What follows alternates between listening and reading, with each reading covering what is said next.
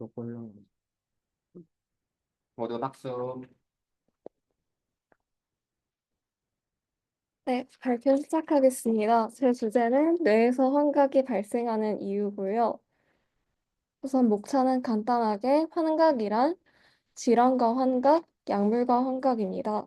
질환과 환각에서는 뇌의 어떤 부위 기능 이상이 환각을 유발하는지 간략히 정리할 거고, 대표 질환의 증상과 환각 발생 시 뇌를 촬영해서 어떤 일이 일어나는지 연구해 본 논문들을 볼 겁니다. 그리고 약물과 환각에서는 대표적 약물 몇 가지의 작용 기전을 대략적으로 확인하고 그 약물을 직접 사용해서 환각이 발생했을 때 뇌에서 어떤 일이 일어나는지 또 연구한 내용을 살펴보겠습니다. 환각의 정의는 사실 되게 간단한데 대상이 없는 감각입니다. 외부에서 어떠한 자극도 들어오지 않았는데 뇌에서 자체적으로 무언가가 있다라거나 들린다, 보인다 그렇게 느끼는 것을 환각이라고 합니다. 아까 감각이 뇌에서 지각되는 경로에 대해서 설명을 해주셨는데 여기서는 되게 간단하게 감각기관, 감각신경, 감각피질, 연합피질 정도만 놓고 보겠습니다. 감각기관에 문제가 생기면은 예를 들어서 여기 있는 찰스 버넷 신드롬은 시력이 매우 약화되거나 거의 사라졌을 때 눈에서 환시가 보이는 질환인데 감각이 외부에서 아예 결핍되었을 때 감각 피질의 과활성화를 유발하는 예시이고 감각신경이 손상되면 비정상적인 신호를 전달하는데 포톱시아나 팬텀 림브 페인 등의 질환이 나타날 수 있습니다. 포톱시아는 광시증이라고 해서 눈앞에 빛이 깜빡거리는 것처럼 보이는 질병이고 팬텀 림페인은 유령사지 증후군이라고 해서 팔다리를 다치거나 해서 절단되어서 실제로는 없는 부위인데도 마치 그 부위가 있는 것처럼 신경이 잘못된 신호를 보내는 질환입니다. 그리고 감각피질과 연합피질의 오류 같은 경우에는 둘이 관련이 돼 있고 둘 다 일어난 질환이 많아가지고 같이 정리를 해놨는데요. 감각피질이 외부 자극 없이 과활성화가 되고 연합피질이 자극 해석에서 오류가 발생하면 조현병, 뇌전증, 그리고 루이소체 치매 같은 질환들이 나타날 수 있습니다. 우선 제가 여기서 나온 질환들 중에 소개해 볼 거는 찰스 버넷 신드롬이랑 에필랩시고요. 그리고 스키조프레니아, 조현병은 되게 간단하게만 나올 예정입니다. 우선 찰스 버넷 증후군은 아까 말했듯이 시력이 저하된 사람들의 시각 피질이 과활성화돼서 환시가 발생하는 질환이고요. 왼쪽 그림은 지금 스펙트 촬영을 한 뇌를 보여주는 건데 혈류량의 감소와 그 심각도를 나타내고 있고 빨간색에 가까울수록 혈류량 감소의 심각도가 큰 것입니다. 브로드만 에어리아 BA17, 18번에서 RCBF, 즉 대뇌의 혈류량이 얼마나 감소했는지를 측정했는데 BA17, 18번은 각각 1차, 2차 시각 피질이라서 이 시각 피질들의 혈류량이 감소했다는 것을 환각을 겪고 있는 사람들을 촬영했을 때 알 수 있었고 이것 때문에 1차, 2차 시각 피질의 근본적인 기능 장애가 찰스번의 증후군을 유발할 수 있다는 걸 확인할 수 있었습니다.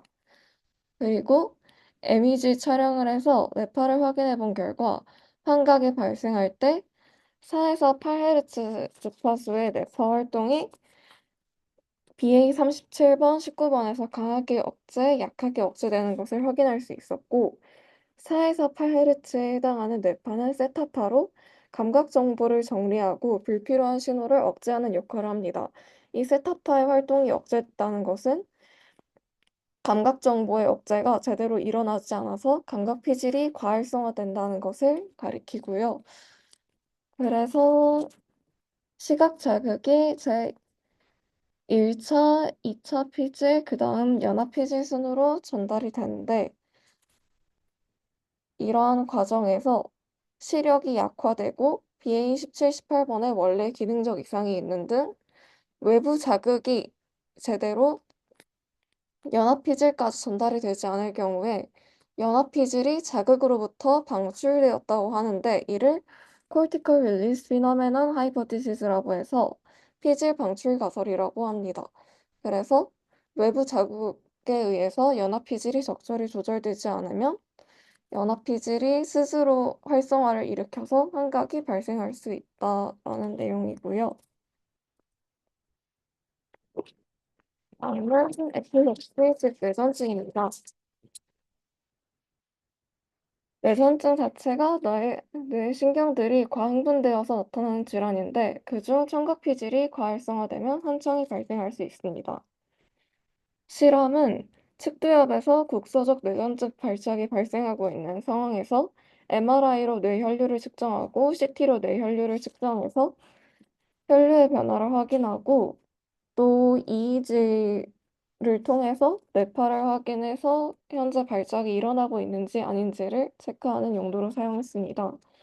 왼쪽부터 환자의 뇌 해부학적 구조, 그리고 뇌 혈류가 증가하는지 감소하는지를 증가할 때 빨강, 감소할 때 파랑으로 나타냈고, 오른쪽은 뇌파를 촬영한 모습입니다. 그래서 SPSE, 즉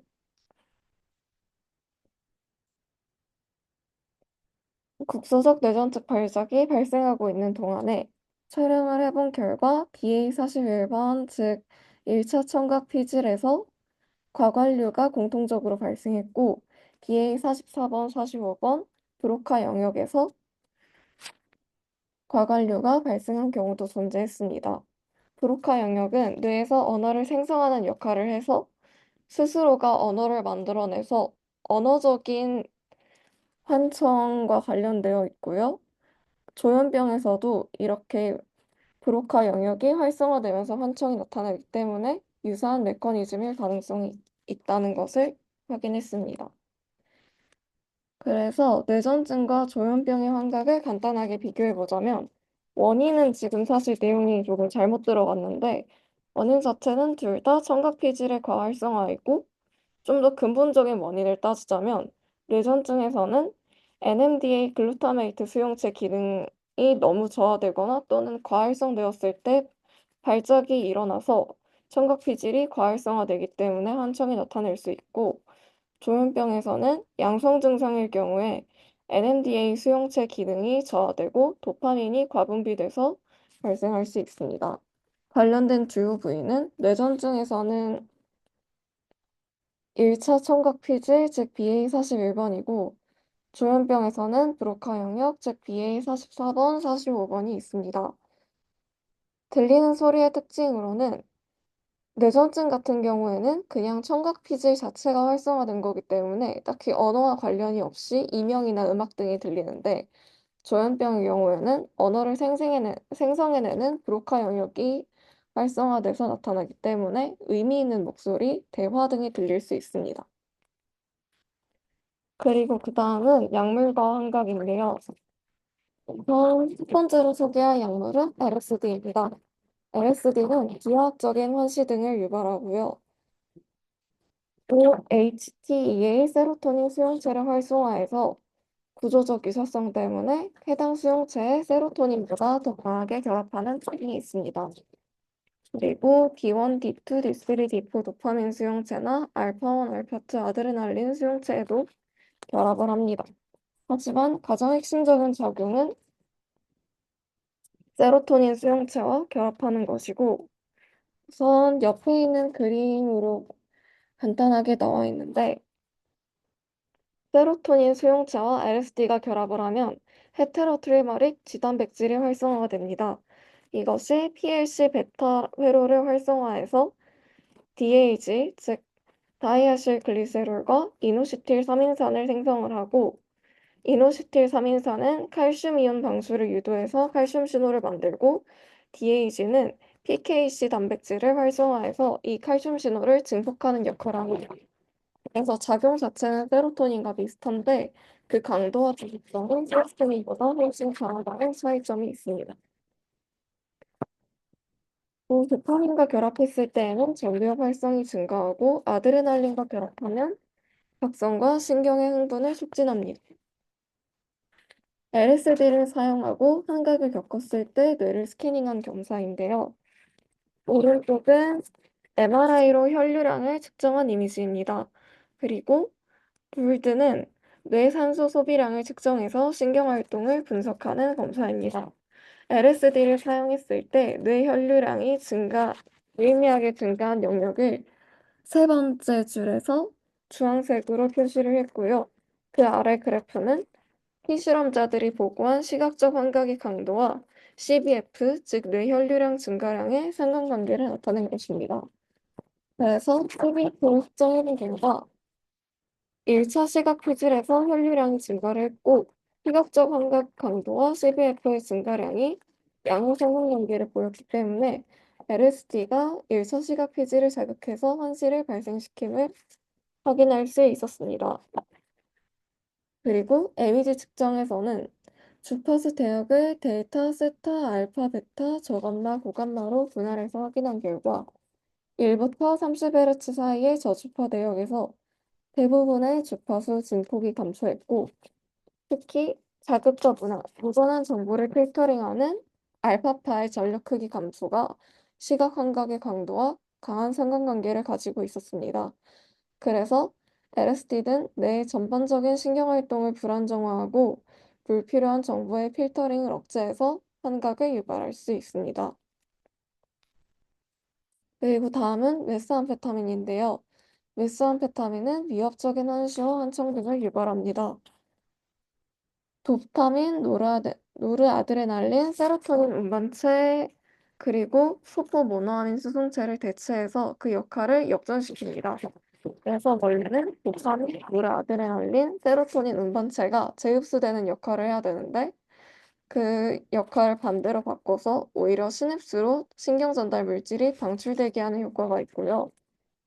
소포모노아민 수송체는 원래 신경 전달 물질을 많이 저장하고 있어야 하는데 이것도 저장을 멈추고 모두 시냅스로 방출하게 하는 효과가 있어서 시냅스 내 신경 전달 물질이 축적이 되고 수용체가 자극되는 것이 지속되게 하는 효과가 있습니다.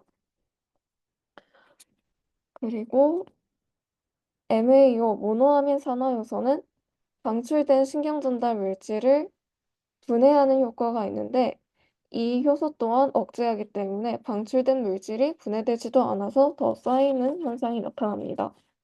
그리고 도파민 아래에 적힌 건 도파민과 관련된 회로인데 메솔림빅은 중뇌 변형계 회로이고 주로 보상과 관련된 기능을 합니다. 메소코르티컬은 중뇌 피질 회로이고 감정과 인지를 담당합니다. 니그로스트라이탈은 흑질 선조체 회로이고 운동을 조절하는 기능을 합니다. 노르아드레날린은 medial basal forebrain, 즉 내측 기저 전뇌 각성과 주의, 기억력과 연관된 작용을 하고요. 히포캠퍼스는 해마, 기억에 관련된 작용을 하고 프리프론탈 콜텍스는 전점두역, 의사결정과 충동조절 관련 작용을 합니다. 그래서 메스암페타민을 사용하면 보상의 도파민 보상 때문에 좀 더 감정과 인지가 과장되고 왜곡될 수 있고 또 의사결정에 있어서 충동성이 강화되고 각성되는 현상이 나타날 수 있습니다. 세로토닌은 뇌 전체적인 유연에 영향을 주는데 감정 조절, 충동성, 환각과 연관이 되어 있습니다. 오른쪽은 메스암페타민과 관련해서 활성화되는 신경회로를 간단하게 나타낸 것인데 프론토스트라이탈은 전두선주체 회로이고 망상과 강박적 사고를 발생시킬 수 있습니다.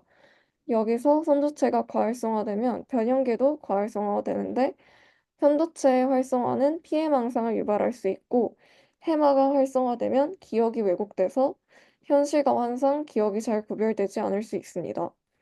그리고 변형계가 이렇게 활성화되면 다시 선조체의 보상 시스템에 영향을 미쳐서 약물의 의존성이 강화될 수 있습니다.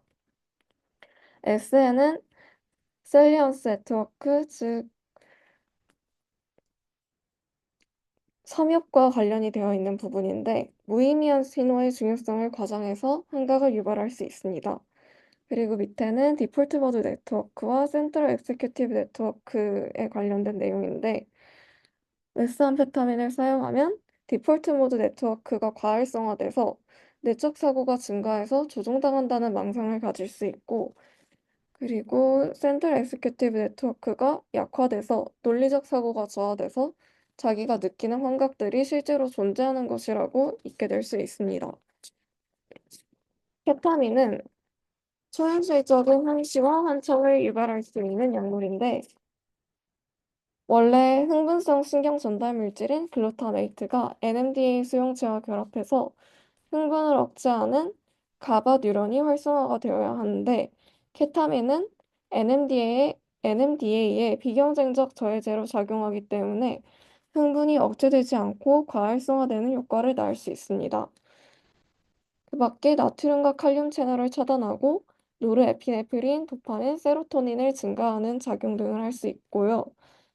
오른쪽은 NMDA 수용체에 케타민이 결합할 경우 가바 A 수용체에 세포내 이입을 촉진해서 가바 뉴런의 활성화가 감소되는 모습을 보여주고 있습니다.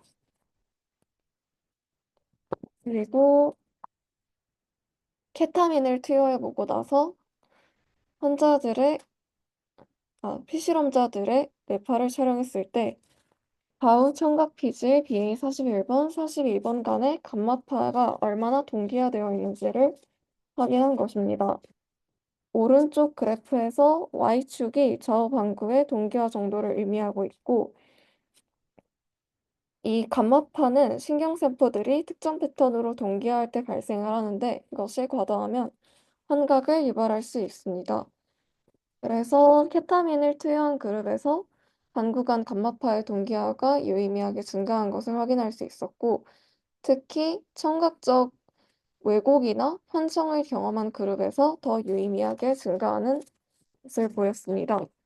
그리고 케타민은 NMDA 수용체의 작용을 방해하기 때문에 NMDA 수용체에 기능 이상이 생기는 조현병의 환각과 유사점이 있고, 조현병에서 나타나는 흥분 억제 불균형과 비슷한 증상을 보입니다. 이상으로 발표를 마치겠습니다.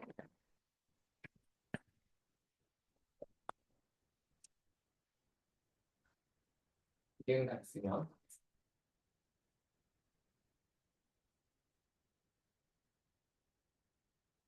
네,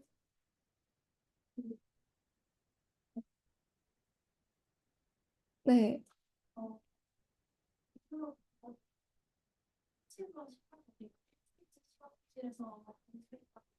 네, 네. 그래서 1차, 2차 시각 피질이 활성화가 제대로 되지 않았기 때문에 연합 피질에서 과활성화가 나타났다라는 내용이었습니다. 네. 또 혹시 질문 있으신가요?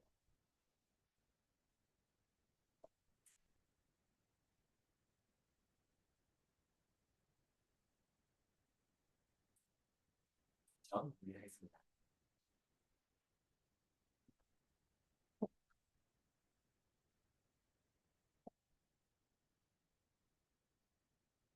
네. 되게 재밌는 발표였던 것 같습니다.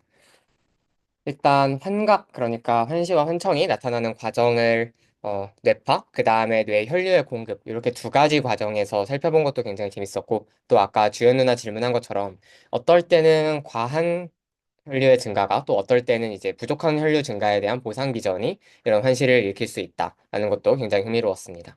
또 그거를 이제 질환들, 그 다음에 또 우리가 흔히 마약류로 부르는 여러 약물들의 작용에 따라서 어떤 신경회로나 신경 전달 물질의 기전을 통해서 그런 할루시네이션이 일어나는지를 살펴본 것도 굉장히 흥미로웠던 것 같습니다. 이제 이어지는 두 번째 세션에서는 같은 시각에 관한 문제인데 이번에는 이제 뇌졸중이라는 특정 질환이 어떻게 시각 영역에 이상을 일으키고 그걸 치료하기 위한 어떤 최신의 치료 기법들이 있는지를 박진호 학우님께서 발표를 하겠습니다. 모두 박수로 환영해 주시기 바랍니다.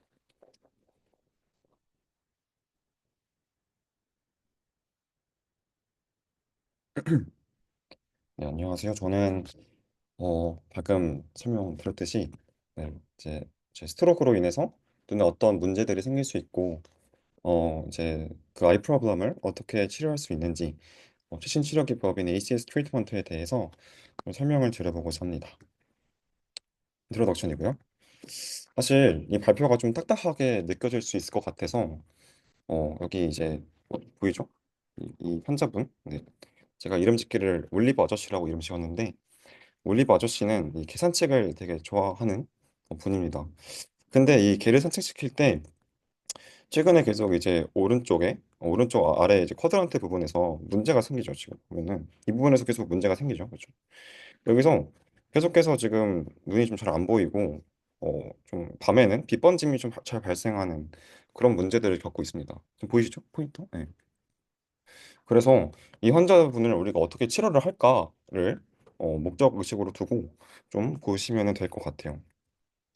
이 환자분의 이제 페리메트리 테스트를 했는데 이제 비주얼 필드에서 어떻게 보이는지에 대해서 테스트를 한 거예요. 이렇게 역시나 right lower quadrant 부분에서 문제가 생겼음을 확인할 수 있습니다.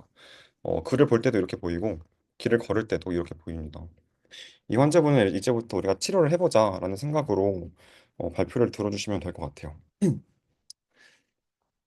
네, 당연히 우리 이제 아나토미부터 봐야겠죠? 아나토미에 대해서 아까 선재가 너무 설명을 잘해줬는데 어, 그 중에서 그 레터럴 제니클레 뉴클라스를 빼먹을 수 없겠죠. 그거를 좀 보자면은 6개의 층으로 이루어져 있습니다. 이렇게 6개의 층으로 이루어져 있고 이제 매그네셀룰러 레이어와 이제 팔보셀룰러 레이어로 나눠져 있는데 이 밑에에는 모양과 움직임, 약간 저해성도에서 좀 시각적 정보를 처리하는 애들이에요. 모양과 움직임. 팔보셀룰러 레이어는 약간 고해성도, 약간 색깔 이런 정보들을 처리하는 곳입니다. 그렇다고 해서 얘네가 모두 같은 곳에 정보를 처리를 하냐? 그건 아닙니다. 이제 컨트롤 레터럴하고 하고 이제 이슐 레터럴 이렇게 나와 있는데 여기서 이제 키아즘이라는 부분이 이제 있잖아요. 이 부분에서 이 LGN을 기점으로 했을 때 이 부분이 컨트롤 레터럴이고 이게 이슐 레터럴인데 이 컨트롤 레터럴 한 부분, 네, 이 부분에 대한 정보를 처리하는 게 1번, 4번, 6번 그리고 이제 이슐 레터럴이 2번, 3번, 5번입니다. 이렇게 LGN에서 이 키아즘을 지난 후에 이제 이슐 레터럴하게 그리고 컨트롤 레터럴하게 정보를 처리하는 게 우리 눈에는 좀 왜 이렇게 만들었지? 라고 생각할 수 있는데 사실 생각을 해보면은 오른쪽에 있는 이 LGN에 들어오는 정보들은 이 붉은색 부분이잖아요. 얘네들이 왼쪽 비주얼 필드에 대한 정보들이에요. 주로 왼쪽에 대한 정보들이고 이 왼쪽에 있는 LGN에서 처리하는 정보들은 주로 오른쪽에 대한 정보들입니다. 이렇게 생각해보면 사실 좀 잘 만들었다라고 생각을 할 법도 합니다. 그래서 LGN에서 이렇게 텅어텐 시각을 처리하는 이유가 이제 이유가 있다. 그리고 얘네들이 이제 한쪽 시각에 대한 정보를 처리하고 6개의 층으로 이루어져 있습니다. 이 정보들이 프라이머리 비주얼 코텍스로 가는데 옵틱 레디에이션을 지나게 됩니다. 정보를 전달하는 데 있어서 두 가지 종류가 존재하는데 첫 번째가 이제 메이얼스 룹, 두 번째가 센트럴 앤 스퍼럴 파이블 번들스입니다. 메이얼스 룹 같은 경우에는 네, 이렇게 템포럴 쪽으로 진행해요. 템포럴 쪽으로 진행하고 얘네들 이제 위로 가는 애들 있죠. 얘네들은 이제 파리탈록 쪽으로 진행합니다. 어, 그 메이얼스 룹 같은 경우에는 여기 볼 수 있듯이 로어 옵틱 레디에이션의 정보들을 이제 수용을 해요. 근데 이 로어 로트 레디에이션이라고 해가지고 이 아래 부분에 대한 정보를 처리하냐? 그건 절대 아닙니다. 그러니까 이제 얘네들에 대한 정보가 로어 로트 레디에이션에서 오는 건 맞는데 사실 이제 우리가 비주얼 필드로 생각을 해보면은 점대칭이잖아요. 그러니까 이제 위쪽이겠죠. 네. 실제 비주얼 필드에서는. 그래서 오른쪽에 이제 메이얼스 룹 같은 경우에는 왼쪽에 어퍼 쿼드런트 부분에 대한 정보를 처리하고 이제 왼쪽 메이얼스 룹 같은 경우에는 오른쪽에 어퍼 쿼드런트에 대한 정보를 처리하고 네, 그렇게 생각해 주시면 될 것 같습니다. 네, 실제로 이 칼라를 매치 보면은 이렇게 전대칭으로 생각해 주시면 될 것 같습니다. 그래서 좀 어려운 것 같아요. 네, 어쨌든 그렇고요. 센트럴과 스페셜 파이벌 번들들 같은 경우에도 동일한 원리로 생각을 해주시면 될 것 같습니다.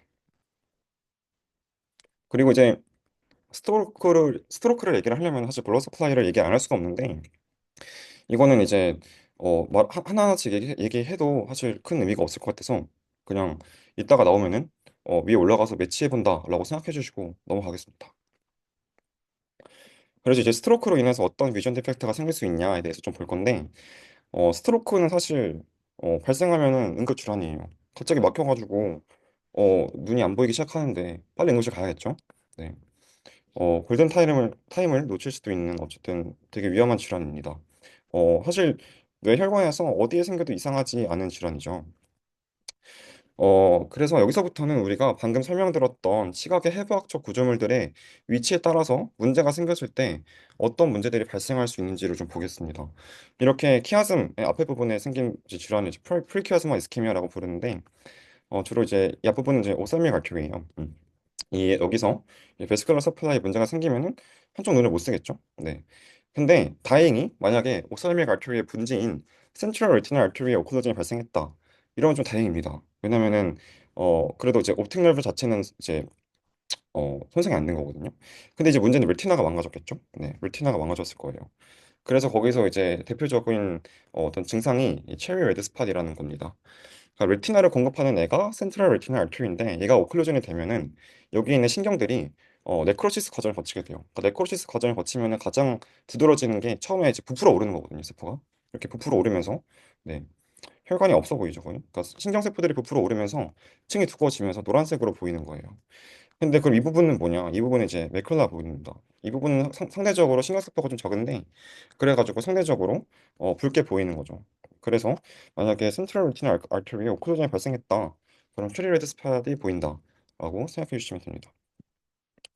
그 다음에 이제 키아스마에서 이제 이스케미아가 발생한 경우인데 사실 보통 잘 발생하지 않아요. 여기서 이제 이스케미아는.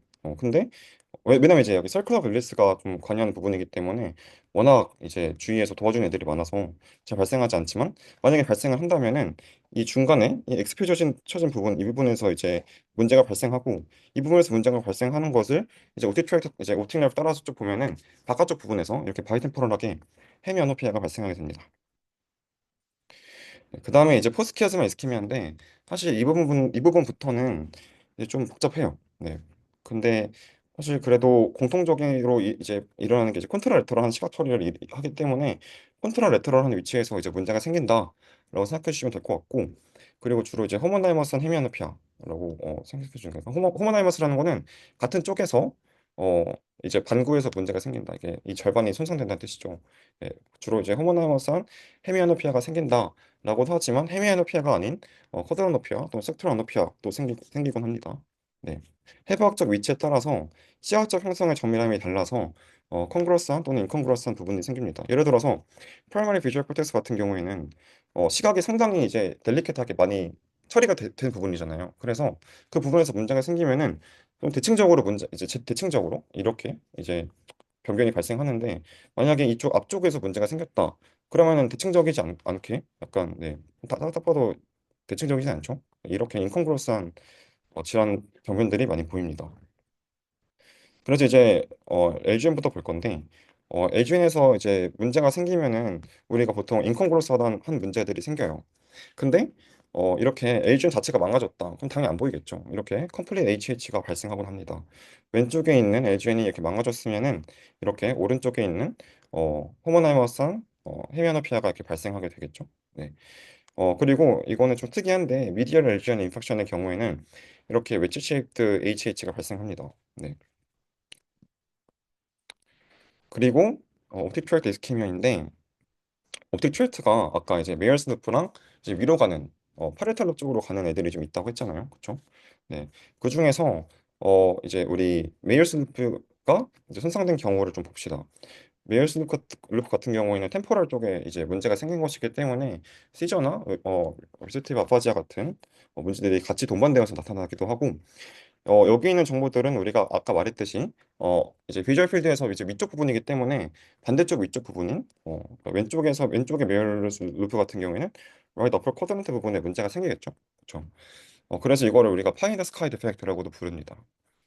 반대로 여기서 만약에 왼쪽에 이제 위쪽에 센트럴이나 스페리얼 부분에서 이제 파레탈 럽에서 문제가 생긴다라고 하면은 파이언더 플로어 디펙트가 생기겠죠. 네, 이제 비주얼 필드 영역에서는 왼쪽 아래 영역에서 문제가 생긴 것을 확인할 수 있고 이걸 보면 좀 더 쉬울 것 같아요. 네, 그래서 색깔 매치해 보면은 아 여기서 문제가 생겼겠네라고 좀 생각을 할 수 있을 것 같습니다. 그 다음에 이제 마지막으로 오시피탈 롭에서 문제가 생긴 경우인데 여기는 사실 이제 시각적인 정밀함이 상당히 높게 형성된 부분이기 일 거기 때문에 좀 대칭적으로 문제가 생겨요. 그래서 실제로 콩그러스한 HH의 경우에는 주로 54%, 그러니까 반 이상이 오시피털 릴리전에 의해서 발생한다고 합니다. 여기에는 이제 PCA가 주로 분질하기 때문에 네, 이렇게 PCA 이스케미아로 인해서 많이 발생을 하게 되고 이 부분이랑 이 부분이 좀 대칭적이죠. 네, 이렇게 부분적인 convolution right inferior field defect PCA 이스케미아가 발생하게 되고 당연히 여기 지금 MRI 상에서는 왼쪽에서 문제가 발생한 것으로 보입니다. 그래서 우리가 HS를 이용해서 이렇게 신경에 문제가 생긴 경우에 어떻게 치료를 할까에 대해서 좀 보겠습니다. 사실 신경을 특히 이제 비전을 치료를 한다라고 하면은 이 눈과 뇌와 베스큘러 시스템이 삼박자가 좀 잘 맞아 떨어져야 돼요. 왜냐면은 이 중에 하나라도 문제가 생기면은 시각은 형성이 될 수가 없겠죠. 네. 이렇게 우리가 비전을 만들어내는 데에는 위와 같은 해부학적 구조물들의 조화가 좀 필요합니다. 눈의 센서로서의 역할, 그리고 브레인의 비주얼 인포메이션을 처리하는, 해석하는 역할이 필요합니다. 그런데 이러한 시각적 정보들을 처리해서 보기까지에는 느른들 사이에 전류의 파동의 조화가 필요해요. 아까 앞선 발표에서도 좀 언급이 됐는데 우리가 어떤 특정 행동을 할 때 뇌에서는 특정한 파형을 내보내고 우리가 그거를 이제 이의지의 형태로 측정을 하잖아요. 우리의 비주얼 인포메이션과 관련된 파형은 알파 리듬입니다. 알파파인데 이 리듬의 싱크로나이제이션 즉 동기화가 있어야지 우리가 시각을 형성할 수 있습니다. 느른들의 연결이 끊어지거나 또는 신호가 잘 전달이 안 되는 경우에는 이렇게 왼쪽과 같이 비전을 형성하는 데 특정 어떤 트레시홀드가 있다고 하면은 그 트레시홀드를 넘지 못해서 비주얼 인포메이션이 처리가 안 되는 거예요. 근데 이제 만약에 그 어떤 뉴런을 치료를 했다. 그래서 싱크로나이제이션이 잘 됐다. 그러면은 트레시홀드를 넘음으로써 이렇게 네, 알파 리듬이 회복이 되고 그로 인해서 이렇게 시각을 형성할 수 있다. 비주얼 인포메이션 해석이 가능해졌구나라고 하는 것입니다. 그래서 사실 치료의 메커니즘은 상당히 많아요. 대표적으로 이제 두 가지로 크게 나눌 수 있는데 첫 번째는 죽은 애 살리는 겁니다. 네, 죽은 널버스 티슈가 있으면은 얘를 살리자 해가지고 죽은 액손이 있으면 살리고 레티나가 망가졌으면 레티나 치를 임플란트하고 이렇게 하는 건데 우리가 이번 발표에서 좀 볼 것은 여기에 있는 네, 그 remaining brain tissue. 그러니까 아예 죽은 것도 아닌 애들, 네, 애매한 애들을 좀 살려보자. 레지듀얼 비전을 액티베이션을 시켜보자라고 하는 것입니다. 이거를 우리가 재조직화한다 아니면 재프로그래머 한다라고 말해요. 네, nervous를. 그래서 이 레지듀얼 비전이라는 애는 도대체 어떤 애냐 보면은 완전한 디펙트가 아니라 상대적으로 손상된 곳입니다. 그래서 페리메트릭 테스트에서 회색 영역으로 좀 측정이 돼요. 보면은 이 검은색 영역들은 그냥 아예 망가진 곳이에요. 아예 안 보이는 곳. 하얀색 부분들은 그냥 살아있는 곳, 인텍트한 곳인데 레지듀얼 비전 같은 경우에는 어떤 자극에는 보이고 어떤 자극에는 또 안 보이는 곳이에요. 그래가지고 여기서 볼 수 있듯이 퍼셉션 트레스홀드가 높다. 그러니까 여기서 좀 되게 밝고 좀 색깔이 좀 대조적인 네, 그런 빛에 대해서는 우리가 인식을 하는데 좀 작고 좀 잘 안 보이는 빛에 대해서는 안 보이는데? 라고 인식을 하는 그런 곳입니다. 레지듀얼 비전이. 상대적으로 리액션 스피드가 낮고 딕테이션 어큐레시도 상당히 낮겠죠. 네. 그래서 이걸 어떻게 측정을 하느냐? 아까 방금 말씀드렸듯이 어려운 자극부터 쉬운 자극을 주면 됩니다. 그러니까 34픽셀짜리 자극을 주면 당연히 안 보이는데 59픽셀, 89픽셀짜리 자극을 주면은 보인다고 하는 거죠. 그 부분들의 차이. 이제 거기서 보이는 곳과 안 보이는 곳이 있으면은 넌 레지드럴 비준이구나 라고 생각하면 될 것 같습니다. 네.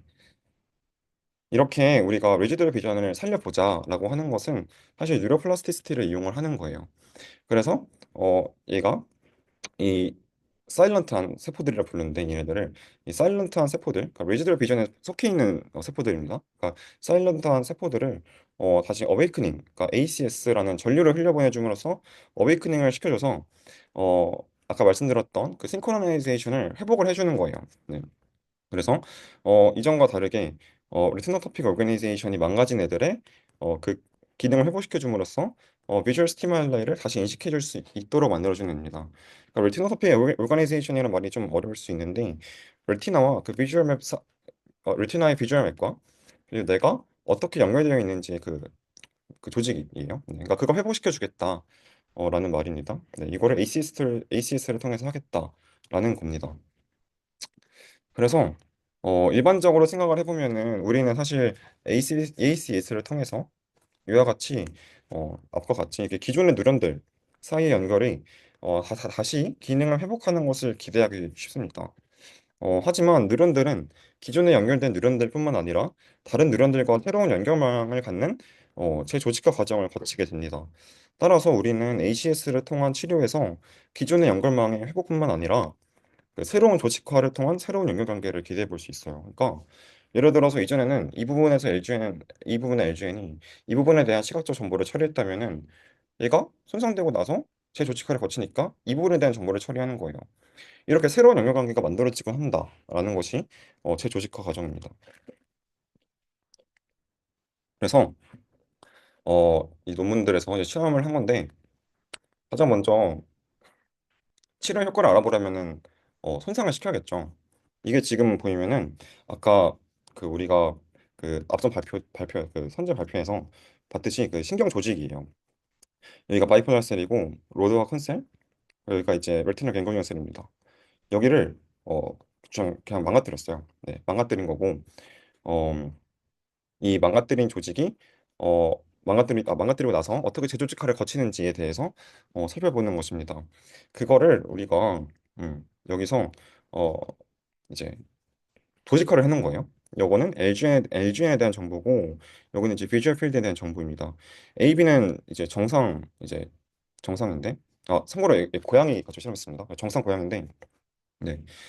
1번에 이렇게 지금 1번 부분이 지금 이 부분이에요. 비주얼 필드에서. 그러니까 비주얼 필드에서 비슷한 영역에 대한 정보들이 LGN에서는 이렇게 vertical한 형태로 정보를 처리합니다. 그래서 1번 영역에 대한 정보 처리를 여기서 하고 2번, 4번, 6번에 대한 정보 처리를 여기서 한다라고 생각해 주시면 됩니다.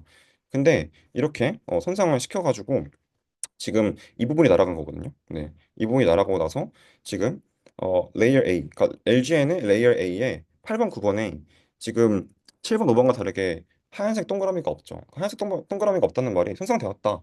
이 부분에 대한 시각적 자극이 오지 않는다라는 뜻입니다. 네. 그래서 어, 지금 이제 계속 경과를 지켜보면서 정말 재조직화를 하는가에 대해서 좀 살펴본 건데요. 지금 보면은 여기서 지금 10일, 80일, 98일로 가면 갈수록 기존에는 8번 영역에서 처리하는 정보들이 갑자기 딴 데로 가고 뭐 2번 같은 경우에도 옮겨지고 이렇게 기존에서 정보 처리하던 영역과 영역의 부분들이 바뀌는 과정을 좀 확인할 수 있고요. 사실 이제 메인은 여기인데요. 여기서 지금 A부터 F까지 시간의 변화에 따라서 달라지는 이 비주얼 필드를 지금 이제 그려놓은 거예요.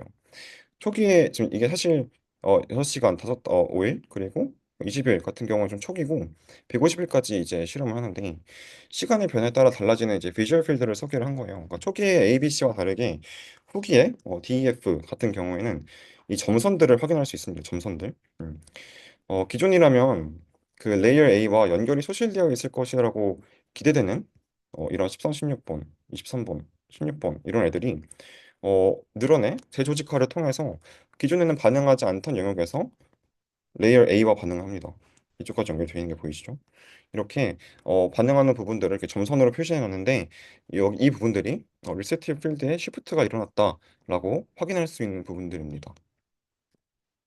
이래서 우리가 방금 발표를 이제 논문 실험을 통해서 ACS 트리트먼트를 통해서 뉴로플라스티시티를 유도를 하여 이제 기존의 리트로 토픽 오가니제이션뿐만 아니라 리트로 토픽 오가니제이션을 새로 만들 수 있다라는 것을 좀 봤고요. 이제는 실제로 이 ACS가 치료에 효과를 갖는지를 좀 보겠습니다. 지금 보면은 이 옥시피탈 부분이 이제 우리가 시각적 정보들을 아까 프라이머리 비주얼 코텍스가 있는 부분이잖아요, 그렇죠? 이 부분에서 페이션트 그룹에서 컨트롤 그룹에 비해서 알파 밴드 부분에서 정보 처리가 떨어져 있는 것을 이제 파워가 떨어져 있는 것을 좀 볼 수 있습니다. 네. 그만큼 이제 비주얼 인풋이 없다는 뜻이죠. 옥시피탈 롭에. 네. 근데 이 환자에게 10일 동안 ACS를 줬을 때 알파 밴드에서 유의미한 증가가 있음을 확인할 수 있습니다. 네. 근데 이렇게 로컬한 부분에서 그러니까 옥시피탈 롭과 같은 로컬한 부분에서 싱크로나이제이션이 증가했다고 해서 그것이 치료 효과가 있음 이라고 말할 수는 없습니다. 왜냐하면 사실 우리가 시각이라고 하는 것은 훨씬 더 롱 레인지에서 좀 일어나는 것이기 때문에 그렇죠. 그래서 실제로 롱 레인지에서 싱크로나이제이션이 일어나는지 확인해 보기 위해서 옥시피탈 프론탈 코헤런스, 그러니까 즉 커넥티비티가 얼마나 존재하는지, 싱크로나이제이션이 얼마나 회복되어 있는지를 측정해 볼 필요가 있습니다. 그것을 측정하는 것이 이제 아래 실험이에요. 왼쪽을 보면은 알파 밴드에서 옥시피탈 프론탈 코헤런스가 환자 그룹에서 훨씬 더 떨어져 있음을 확인할 수 있습니다. 네. 그리고 오른쪽의 ACS 처리 이후에는 환자의 알파 밴드의 코헤런스가 상당히 증가했음을 확인할 수 있습니다.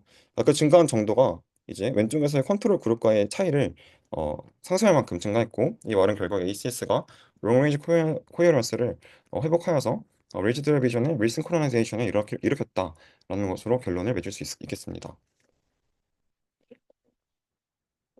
그래서 결론적으로 ACS는 뉴로플라스티시티를 유도를 해서 새로운 조직 만들 수 있고 더 강한 알파밴드 커넥티비티를 회복시킬 수 있다라는 것이 이 논문의 결론입니다. 그래서 실제로 아까 올리브 아저씨가 이런 치료를 받았어요. 그래서 이렇게 사일런트한 자고 있는 애들을 깨워가지고 이렇게 네, 좀 재활성화시키는 과정 그리고 재조직화시키는 과정을 거쳤고 네, 그래서 사실 뒤에 보면은 여기 영상이 있는데 영상 보면은 아저씨가 웃고 있습니다. 네, 치료가 잘 됐다는 뜻이죠. 네. 그래서 이제 ACS 트리트먼트의 메커니즘은 결국 그 리스코노나이제이션에 있습니다. 그래서 이렇게 당뇨병 걸리셔가지고 이렇게 리티나가 망가진 환자분들도 이렇게 비주얼 필드가 상당히 개선되었음을, 오토뇰 트라우마의 경우에도 이렇게 개선되었음을 확인할 수 있는 게 논문의 주제였습니다. 네, 네, 제 추천은 이렇고요. 네, 여기까지가 잘 발표였습니다. 감사합니다.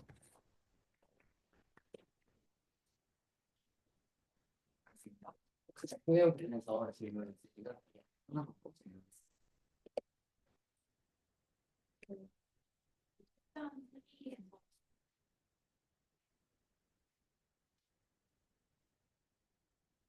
네. 아, 그게 잠시만요. 이거일 거예요. 네. 네, 맨 앞에 있는 거일 겁니다. 네. 네.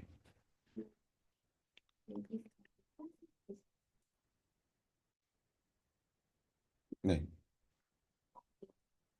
네.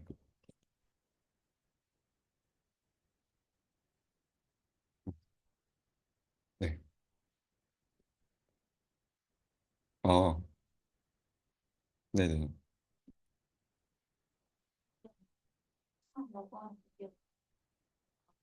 네. 네. 네.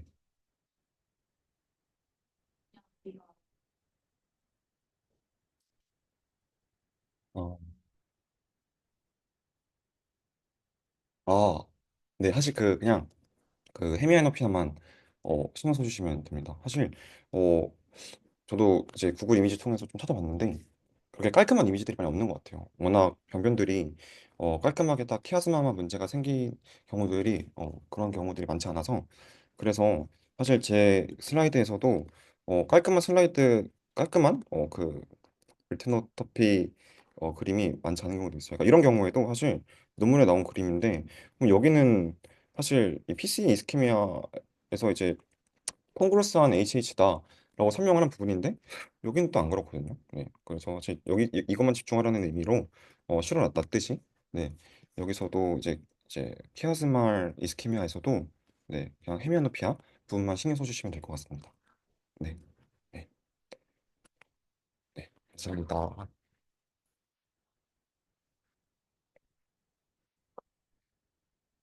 네. 이 정도로 두 번째 세션 마무리하겠습니다. 이제 처음 요 내용 공부하시는 분들은 앞쪽에 있는 이제 그 부위마다 어떤 데에 이제 아노피아가 나타나는지 요게 조금 많이 헷갈리셨을 거라고 생각이 듭니다. 근데 사실 이게 좀 실제로 공부해보면 그 시각이 전달되는 경로가 좀 복잡하기 때문에 약간 어느 위치에서 어디에 이상이 생기는지에 따라서 이게 시각이 차단되는 부위가 다 다르거든요. 그래서 일단 혹시 이 부분을 조금 더 꼼꼼히 공부를 해보고 싶으시다. 그러면 일단은 그 시각이 전달되는 경로, 특히 여기서 파란색 선이 어느 경로를 따라가고 빨간색 선이 어느 경로를 따라가고 이런 것들, 그 다음에 또 아까 강조했었던 이런 루프 같은 구조들, 이런 것들을 일단 먼저 좀 보신 다음에 이걸 좀 익숙하게 공부를 하신 다음에 그 다음에 실제로 본인이 한쪽씩 차단을 해보면서 진짜 X표 쳐가면서 여기가 끊겼을 때 어디가 안 보일까 이거를 좀 같이 상상을 해보면서 공부를 하면 좀 개인적으로 많이 도움이 됐던 것 같습니다. 네.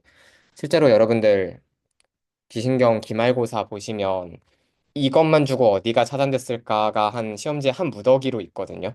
그거 진짜 다 퍼즐처럼 푸셔야 돼가지고 그냥 혹시 이 내용 나온 김에 관심 있으시면 한번 시각 경로는 좀 깊이 있게 공부를 해보시면 좋을 것 같습니다. 네, 여기서 이제 전반부 세션 마무리하고